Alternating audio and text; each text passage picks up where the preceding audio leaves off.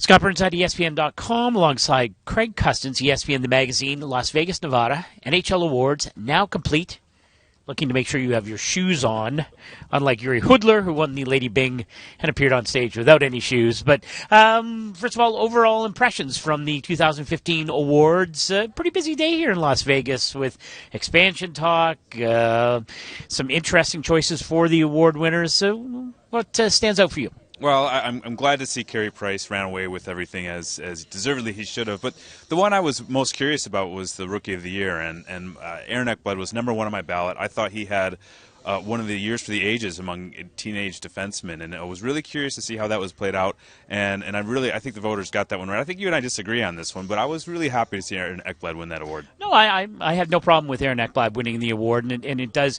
I think it shows the sophistication of people who look at the game and look at a young man who started the season at 18 years old and really became a man. He played against opposing teams' best players every single night, their best player in Florida. And I think you and I have talked about this in our podcast this week. One of the reasons that I think we can talk about the Florida Panthers as a potential playoff team next year. One of the things that happened here during our time in Las Vegas, the NHL going to 3-on-3 overtime. You had a chance to talk to some of the top players in the NHL. Do you think they're embracing it in the way that the GMs who really, really hate the shootout are embracing 3-on-3 overtime? Well, I think they should, because the players are the reason that it's not 4-on-4 and then 3-on-3. I mean, they're the ones that wanted to see it. And talking to the guys here at the awards, they do seem excited about the prospects of it. Jamie Benn was good. He said he's already been thinking about who he's going to be playing with in 3-on-3. Do you think it'll be Tyler Seguin? I would think it would be Tyler Seguin. A lot of Jamie Benn and Tyler Seguin, but then he started cycling through. Who do you put that other defenseman in there? Is it 3 forwards? And he started saying, Klingberg and Goligoski and some options there. And Erik Karlsson, the one thing he did say, though, it's going to be a stress on the high-end guys, because you're not throwing the fourth liners out there and to play that 3-on-3. Guys like Erik Karlsson and the people that were in this building tonight are going to be playing a ton in that session. And speaking of Erik Karlsson, won his second Norris Trophy in 4 years. You and I differed in terms of our voting. You and I were part of the splitting the Nashville Predators vote, if I'm not mistaken. I think you had Shea Weber. I had Roman Josi.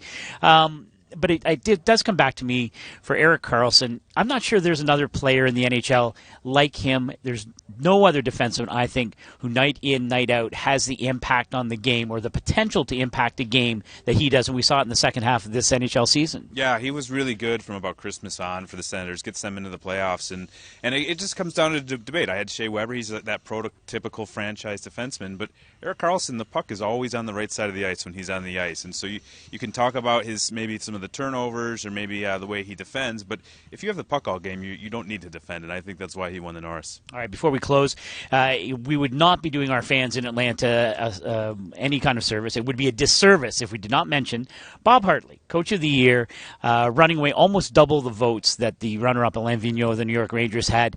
For me, that was A, the obvious choice, and B, I think a real statement on the Calgary Flames organization. The Brian Burke, the president there, and Brad Treliving coming in, they didn't have to keep Bob Hartley. He's not their guy. He was Jay Feaster's guy, and yet they stayed with Bob Hartley. He gets them into the playoffs in spite of injuries to Mark Giordano and a lot of skepticism.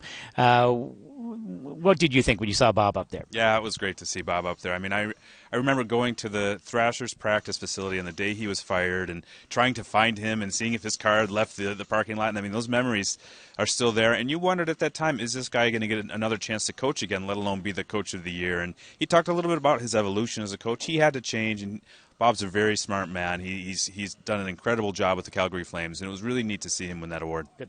Well, as always, an incredible job by you, Craig Custance of ESPN The Magazine. And for Craig, I'm Scott Burnside, ESPN.com, Las Vegas, Nevada.